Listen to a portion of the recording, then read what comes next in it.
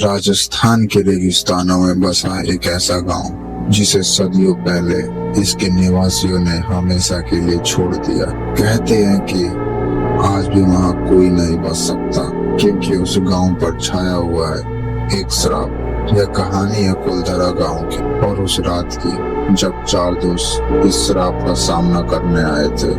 अनिकेत, सीमा, गौरव और रिधिमा जो लंबी यात्रा के शौकीन थे, सलमेर की यात्रा पर हैं। शहर की सुंदरता देखने के बाद वे कुलधरा गांव की कहानियों के बारे में सुनते हैं। सभी दोस्त इस वीरान गांव में रात बिताने का निर्णय लेते हैं। सूरज ढल चुका है और चारों दोस्त गांव में प्रवेश करते हैं। वे अपने मोबाइल की टॉर्च से रास्ता देख रहे हैं और बातों हंसी मजाक कर रहे हैं। लेकिन जैसे जैसे अंधेरा गहराता है, गांव का सन्नाटा और ठंडक उनके भीतर डर पैदा करने लगती है। पुरानी टूटी फूटी इमारतें और उजाड़ घर उन्हें देख रहे हो ऐसा महसूस होने लगता है। गौरव मजाक मजाक में कहता है, कुलधरा का श्राप, यह सब कहानियां सिर्फ लोगों को डराने के लिए बनाई गई हैं। रिधिमा की आंखों में डर साफ झलकता है, लेकिन वह अपने दोस्तों के सामने खुद को बहादुर दिखाने की कोशिश करती है।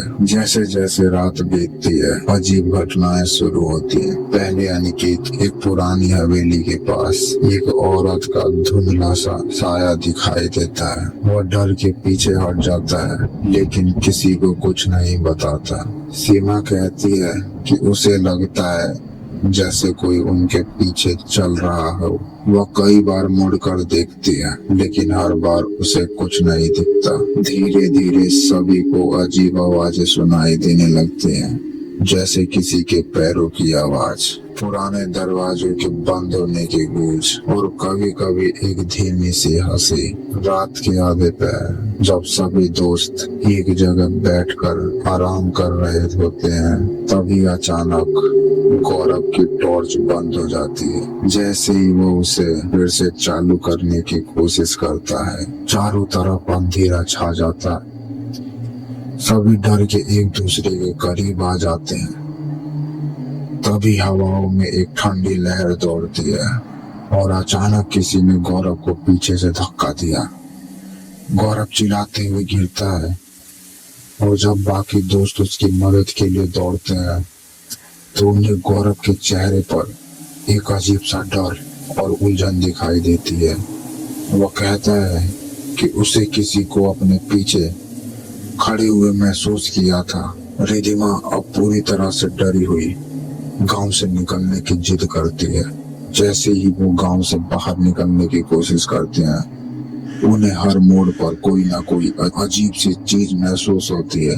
दीवारों पर उभरे हुए चेहरों की आकृतियां, घरों से झांकते हुए लोगों की परछाइयां। फाइनली वो किसी तरह गांव की सीमा तक पहुंचते हैं, लेकिन जब वो गांव से बाहर निकलते हैं तो वो पाते हैं कि उनकी गाड़ी रुक चुकी है और गाड़ी की सुइयां ठीक उसी समय पर है जब गांव को छोड़ा गया था। रात 12। जैसे ही चारों दोस्त गांव की सीमा के पास पहुंचते हैं, उन्हें लगता है कि अब वे सुरक्षित है। लेकिन जैसे ही वे गांव के बाहर की ओर बढ़ते हैं, सीमा अचानक पीछे मुड़कर देखती है। उसके चेहरे पर डर और हैरानी की लहर दौड़ जाती है। वो घबराते हुए कहती है, रुको, कोई हमारे पीछे है। अनिकेत उसकी बात को हंसी में उड़ा देता है, लेकिन गौरव और रिधिमा का चेहरा सफेद पड़ जाता है। जब वो मुड़कर देखते हैं तो गांव के अंदर से धीमी चाल में कुछ परछाइयां उनकी ओर बढ़ रही होती हैं। धुंधले और अजीब छाएं जिनकी आंखें अंधेरे में चमक रही हैं। अब चारों दोस्त पूरी तरह से भयभीत हो चुके हैं। वे दौड़ने लगते हैं, लेकिन ऐसा लगता है कि जितना वो भागने की कोशिश करते हैं, गांव उतना ही पास आता जा रहा है। हवा में एक ठंडी सिहरन दौड़ती है और अचानक चारों को एक अजीब सी आवाज सुनाई देती। एक औरत की कहारती हुई आवाज जो कह रही होती है, तुम यहाँ से नहीं जा सकते। उनके कदम धीमे होने लगते हैं मानो किसी अदृश्य ताकत ने उन्हें जकड़ लिया। वो भागना चाहते हैं लेकिन उनके पैर जमीन से बंधे से लगते हैं। गौरव जोर से चिल्लाता है, यह श्राप सच है, हम यहाँ से कभी नहीं निकल पाएंगे।